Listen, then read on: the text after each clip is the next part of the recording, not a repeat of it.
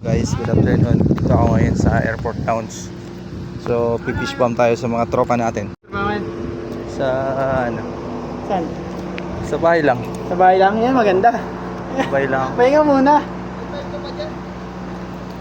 Pahinga muna. Oh. Tayo sila. Kamusta da? Da. Kamusta?